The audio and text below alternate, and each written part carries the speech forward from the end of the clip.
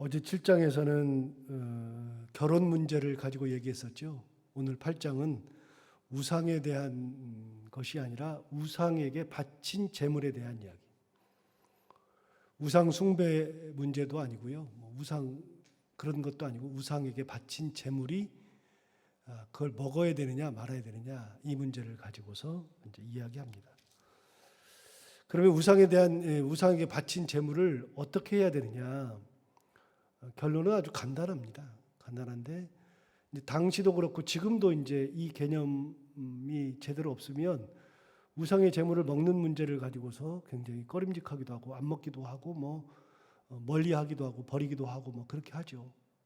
근데 그러면 우상의 제물을 어떻게 해야 되느냐? 사도 바울이 말하는 것은 아주 간단합니다. 4절이 답입니다. 4절에 보시면 그러므로 우상의 제물을 먹는 일에 대하여는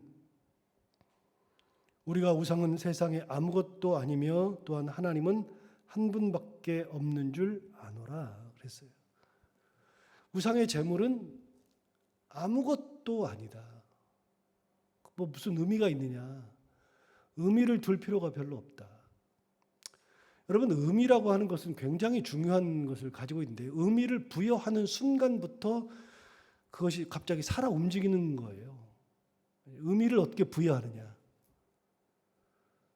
의미를 부여하지 않으면 그건 나한테 죽은 겁니다. 근데 의미를 부여하면 살아 움직이는 겁니다. 그래서 내가 무슨 이제 물건을 살 때도 별로 이제 지나가다가 이거는 별로 의미 없네. 나한테 별로 안 어울리네. 그러면은 끝난 거예요. 근데 다른 사람이 볼 때는 이런 옷을 누가 사냐? 이런 그릇을 누가 사냐? 싶은데 제 눈에 딱 꽂히고 내게 의미가 딱 이렇게 있어서 내가 사야지 그런 순간에 얘는 나한테 살아 움직이는 존재가 되는 겁니다. 이게 사람도 똑같아요. 사람도 그 많은 사람들이 있는데 희한하게 내가 저 사람이 좋아지잖아요. 그럼 그 사람이 나의 사랑하는 사람이라고 하는 의미를 담는 순간부터는 이 사람이 나한테 살아 움직입니다. 특별해집니다. 근데 다른 사람들은요, 그 사람을 볼 때 그냥 지나가요. 별로 의미 없어요. 나하고 무슨 상관이 있다고. 그러면 그 사람은 나랑은 아무런 상관이 없는 겁니다. 의미를 부여하면 의미를 부여하는 순간부터는 그것이 살아 움직입니다. 제가 이 교회 부임하면서 담임 목사라고 하는 존재가 딱 되면서부터 여러분들에게는 목사님으로서의 의미를 딱 갖게 되거든요. 그런데 여러분 많은 목사님들이 지나다니지만 그냥 그분들은 그냥 목사님이에요. 목사님. 큰 의미 없어요. 그런데 담임 목사라고 하는 존재로 이게 부임하는 순간부터 의미가 부여되거든요. 그래서 여러분 의미를 부여하는 것은 굉장히 중요한 겁니다. 그 다음에 의미를 부여하지 않는 것도 중요합니다. 그런데 그게 의미가 부여되면 그때부터는 문제가 생깁니다. 집착하게 되고요. 그리고 그걸 꼭 해야만 되고요. 안 하면 이상하고요. 그런 것들이 굉장히 많습니다. 여기 지금 4절에서 사도 바울이 뭐라고 얘기하냐면 정확하게 얘기를 하잖아요. 우상의 제물을 먹는 일에 대하여는 우리가 우상은 세상에 아무것도 아니다. 여러분 우상이 아무것도 아니에요? 하나 여쭤볼게요. 여러분 장군신 이렇게 우리 무당들 보고 그러는데 진짜 아무것도 아닌 것처럼 느껴져요? 진짜 아무것도 아니라고 느끼면 진짜 아무것도 아닌 겁니다. 그런데 그걸 보면서 무서워하는 사람들이 있거든요. 지금도 이렇게 산 같은 데 이렇게 막 주렁주렁 매달려 있고 그다음에 탑 쌓아놓고 그러면 그거 굉장히 어떤 이상한 감정을 주거든요. 그래서 제 큰아이가 지난번에 그런 얘기 했다고 새벽에 말씀드렸잖아요. 탑 쌓는 거를 이렇게 봤는데 텔레비전에서 그게 나오는데 자기 그걸 못 무너뜨리겠대요. 탑을 쌓아놓으면. 왜? 그랬더니 모르겠는데 무섭대요. 무너뜨리면 아무튼 무섭대요. 하나 여쭤봐요. 무서워요? 무슨 의미가 있어요? 그런데 그게 무섭다고 느껴지는 겁니다. 거기에 뭔가가 있다고 느껴지는 겁니다. 그러는 순간에는 그것이 굉장히 무서워져요. 의미를 가지니까요. 무당들 집을 가보면 집이 완전히 그냥 귀신 나올 것 같이 뭐 그림도 있고 막 이상한 그림이 있고 뭐 거기다 과일 쫙 해놓고 막 주로 빨강색이고 막 들어가는 순간부터 막 이상해. 지나가다가 무당집을 보는 경우도 많잖아요. 깃발 걸려 있는 집도 있고. 그럼 여러분 안 무서워요? 그러면 괜찮은 거예요. 아무것도 아니에요. 사도바울이 말하는 것처럼 뭐 우상이 뭐요? 그런 신들이 뭐요? 아무것도 아닌데, 그런데 희한하게 그게 의미를 가지는 순간에 무서워져요, 갑자기. 제가 몇 번 얘기했지만 신방을 갔는데 부적을 못 대고 있어요. 부적을 못 대고 딱 들어가는데 집을 들어가는데 집 맨 위에 그냥 부적이 있는데 이걸 왜 붙여놨냐 그랬더니 못 떼겠대요. 내가 떼겠다 그래서 제가 뗐어요. 그 자리에서. 뗀 지가 지금 한 20년 됐는데요. 아주 건강하게 잘 지내요. 아무런 문제가 안 돼요. 그럼 부적이 뭐라고요? 부적 그거 아무것도 아니에요. 여기 답을 딱 줬어요. 우상은 아무것도 아니다. 내가 내 안에 하나님이 계시는데 뭐가 무서워요? 하나님이 계시는데 무당이 무서워요? 우리 무당도 무서워할 경우가 많거든요. 하나님이 계시는데 뭐 부적이 무서워요, 탑이 무서워요, 뭐 다른 것들이 무서워요. 그런 것들은 아무것도 아니잖아요. 하나님이 계시는데. 점을 보러 가면 이제 삼재가 꼈다 그래요. 여러분 삼재라고 아시죠? 삼재가 꼈다 그러는데 삼재가 뭔지 잘 모르는데, 삼재라는 거는요 9년마다, 인간이 사는데 9년마다 한 번씩 이렇게 사이클이 돌아요. 그 세계에서는, 이제 그 사람들 세계에서는 9년마다 사이클이 도는데 9년에 한 번씩 삼재가 와요. 삼재가 몰아서 올 때도 있고 따로따로 올 수도 있고. 그래서 뭐 세 가지 재앙, 그게 삼재거든요. 세 가지 재앙. 그게 뭐냐? 간단한 겁니다. 바람, 물, 불. 그럼 물 조심하라 그러잖아요. 불 조심하라 그러고. 옛날에는요, 지금은 화재가 많이 안 나지만 옛날에는 화재가 많이 났어요. 불이 굉장히 무서웠어요. 물이 굉장히 무서웠어요. 물에 빠져 죽는 사람 많았고요. 홍수 때문에 죽는 사람 많았고요. 물이 굉장히 무서웠어요. 바람도 무서웠어요. 그래서 삼재가 낀다. 그거는 이 세상에서 무서운 거는 다 온다. 그 말로 받아들였어요. 옛날부터. 그래서 삼재가 끼니까 구술해야 된다. 뭐 이런 소리 했었거든요. 여러분 삼재가 꼈는데 그거는 옛날의 얘기고 지금의 삼재는 달라요. 제가 생각할 땐 지금의 삼재는요, 차조심이 1번이에요. 차조심. 요즘에 물 조심해요. 옛날에는 뭐 그냥 시내가에 가서 목욕 막 하고 계곡 놀러 가서 그랬지만 요즘 계곡도 못 들어가요. 그런데 요즘 1번은요 무조건 차조심이에요. 차조심. 삼재가 바뀌었어요. 제가 생각할 때는 말도 안 되는 삼재. 삼재 꼈다 그러면은요 삼복이 나한테 있다 그래요. 근데 그런 것이 사람들을 억눌러요. 삼재가 어디가 있어요? 하나님의 은혜 가운데 사는데. 그러니까 간단한 거예요. 여러분, 우상은 아무것도 아니다. 이게 결론이에요. 4절 다시 볼까요? 4절의 답을 정확하게 줬어요. 그러므로 우상의 제물을 먹는 일에 대하여는 우리가 우상은 아무것도 아니며 또한 하나님은 한 분밖에 없는 줄 아노라. 하나님이 한 분 계시는데 그 한 분 외에 뭐가 우상이냐. 하나님은 한 분이에요. 하나님 한 분. 5절 볼까요? 비록 하늘에나 땅에나 신이라 불리는 자가 있어 많은 신과 많은 주가 있으나 그래요. 여기 그러잖아요. 옛날 그 신들 많잖아요. 애를 태어나게 하는 신 우리나라에 있잖아요. 무슨 할머니요? 삼신 할머니.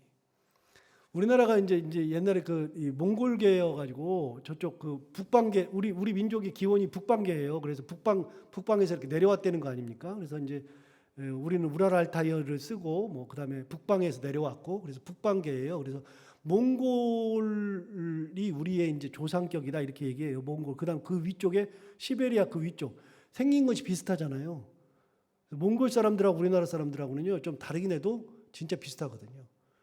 엉덩이를 보면 이렇게 반점 이렇게 멍드는 것처럼 반점 애들이 태어나 있는데 그걸 뭐라 그래요? 몽골 반점이라 그러잖아요.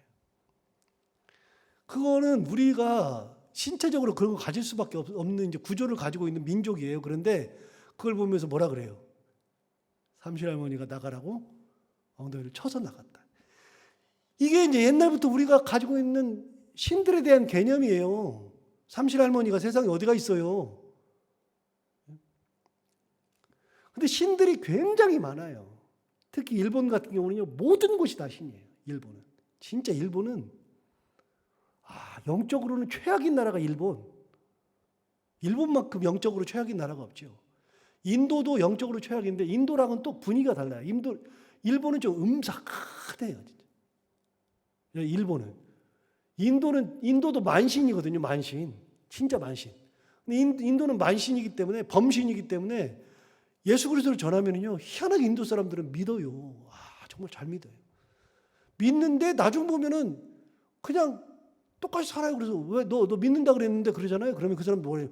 믿는데요. 여기도 신이고 여기도 신이고 예수도 신이고 그러니까 똑같은 신 중에 하나니까 내가 믿는다 그 말이에요. 그 사람들은 다 신이니까. 일본은 좀 달라요. 어쨌든지 간에 여러분 모든 곳이 다 신이에요. 세상에는 신들이 굉장히 많아요. 그런데 하나님은 한 분밖에 없죠. 그래서 영어에서는 하나님을 가시라 그러잖아요. God라고 쓰잖아요. 가시라고 쓰는데 하나님은 대문자로 G라고 쓰고 일반 신들은 소문자로 G 이렇게 써요. God. 거기다가 신들 얘기할 때는 S를 꼭 붙여요. 그래서 복수니까 Gods, 가스라고 꼭 한다. 하나님만 큰 신, 대문자로 God 이렇게 써요. 가시라고 쓰잖아요. 구분하기 위해서. 여기 얘기잖아요. 세상에는 하늘에나 땅에나 신이라 불리는 자가 있어 많은 신과 많은 주가 있다. 정말 많다. 그런데 6절 우리에게는 한 하나님 곧 아버지가 계시니 만물이 그에게서 났고 우리도 그를 위하여 있고 또한 한 주 예수 그리스도께서 계시니 만물이 그로 말미암고 우리도 그로 말미암아 있느니라. 세상 만물이 다 하나님으로부터 말미암았다. 하나님이 세상의 창조주다. 그리고 우리도 창조주께서 만드신 소중한 존재라는 거예요. 소중한 존재. 하나님이 만드신 존재. 하나님이 만드신 존재인 우리가 하나님의 자녀인데 세상에 많은 신들 이거는 아무것도 아닌데 그것 때문에 우리가 무서워하고 그것 때문에 마음 쓰고 할 게 없더라. 사도 바울이 마음 쓰지 말아라. 여러분 우리를 얼마나 소중하게 이야기하냐면 11절 봐요. 이거는 약간 다른 얘기지만 11절에 이렇게 있어요. 그러면 내 지식으로 내 그 믿음이 약한 자가 멸망하나니 그는 이제 나 때문에 다른 사람이 잘못된다는 거예요. 그런데 그 사람은 나 때문에 잘못되는 그 사람은 그리스도께서 위하여 죽으신 형제라. 그 사람은요, 내가 그 사람에게 상처를 줘도 상처를 주면 상처 주는 것을 끝내는 게 아니라 상처 주는 그 사람이 누구냐? 하나님이 창조하신 존재예요. 함부로 상처 주면 안 된다 그 말이에요. 엊그저께도 그 얘기 똑같이 나왔어요. 내가 그 사람을 때리는 그 사람이 누구냐? 내가 무시하는데 내 무시하는 그 사람이 누구냐? 내가 그 사람 비방하는데 비방하는 그 사람이 누구냐? 그 사람들은 내가 비방하고 내가 때리고 내가 못살게 굴고 하지만 그 사람도 하나님께서 창조하신 창조물이요 그리스도께서 그 사람을 위해서 죽은 그리스도의 사람이란 말이에요. 함부로 하면 안 된다 그 말이죠. 사람이 그렇게 귀하다는 거예요. 사람이. 하나님께서 창조하신 거예요. 하나님이 만물을 만드셨는데, 창조하셨는데 우리도 하나님께서 만드신 하나님의 창조물이에요. 하나님의 자녀라고요. 그런데 다른 신 보고서 그럴 필요가 없더라. 야, 너 하나님 아들이야. 하나님 딸이야. 하나님의 자녀야. 우상 아무것도 아니야. 이런 믿음을 가지고 있으면요, 뭐 무당을 봐도 무덤덤해요. 저는 무당집 이렇게 잘 지나가기도 하고요. 뭐 무당집 쳐다보기도 하고요. 별로 괜찮아요. 뭐 어려움 있으면 저한테 오세요. 그래서 제가 가끔 말씀드리잖아요. 누가 나한테 저주한다, 뭐 무당이 저주를 했다, 걱정하지 마세요. 저한테 오세요. 제가 저주를 풀어주는 기도할 테니까. 목사가 하는 기도를 무슨 기도라 그래요? 목사 하는 기도, 예배 끝날 때 하는 기도, 축도라 그러죠. 축도는 원래 축도가 아니라 네 글자인데 줄인 거예요. 무슨 기도? 축복 기도의 준말이에요. 축복 기도. 목사는 저주 기도하는 사람이 아니라요. 목사는 축복하는 기도하는 사람이 목사예요. 누가 뭐 저주를 하거나 뭐 이상한 소리 하건다 그러면 저한테 오세요. 제가 축복 기도로 바꿀 테니까. 바꿀 것도 없어요. 그 사람이 뭐 저주한다 그래서 저주가 와요. 하나님이 계시는데. 무서워할 게 하나도 없어요. 그러면 여기서 딱 답이 나왔어요. 답이 나왔어요. 그러면 우상의 제물은 먹어야 돼요? 말아야 돼요? 자, 다시요. 답이 나왔죠. 우상은 4절에 아무것도 아니에요. 그게 뭐예요, 그게? 그럼 우상에게 바친 제물은 뭐예요? 아무것도 아니에요. 하나 물어봐요. 먹어도 돼요, 안 돼요? 먹어도 돼요. 안 먹어야 돼요? 안 먹어도 돼요. 아니, 먹어도 되고 안 먹어도 되는 거지. 뭐 우상이 아무것도 아닌데 그거 바쳤다 그래가지고 우리는 이렇게 우상에 바쳤으면 뭐 귀신이 내려와서 먹는, 귀신이 어디가 내려와서 거기 먹긴 뭘 먹어요? 아무것도 못 먹어요. 아무것도 아니로돼. 답을 딱 줬어요. 우상은 아무것도 아니로돼. 하나님 한 분 계시느니라. 하나님이 만물을 창조하셨고 그 만물을 창조하신 하나님이 나도 창조하셨고 그리스도가 만물을 창조하셨고 그리스도가 나도 창조하셨고 주님께서 계시고 하나님이 계시는데 무서워할 것이 뭐가 있느냐. 저는요 요즘은 이제 잘 안 가는데 이제 젊었을 때는 이거를 이제 제가 듣고 알고 난 다음부터 절에 가서도 많이 얻어먹었어요. 절에 가서 얻어먹으면 어때요? 뭐 무슨 문제가 있어요? 아무 문제 없어요. 그냥 괜찮아요. 그래가지고 우리는 뭐 이렇게 제사 드리고 난 음식 뭐 좀 안 먹기도 하고 뭐 버리기도 하고 뭐 나는 안 먹고 뭐 이렇게 김치랑만 먹고 그럴 필요 없어요. 맛있게 드셔요. 추석도 다가오는데 저도 혹시 그런 거 먹기 그러면 저희 집 다 갖다 줘요. 우리는 없어서 못 먹어요. 없어서. 괜찮아요. 아무것도 아닌데 그냥 먹으면 되잖아요.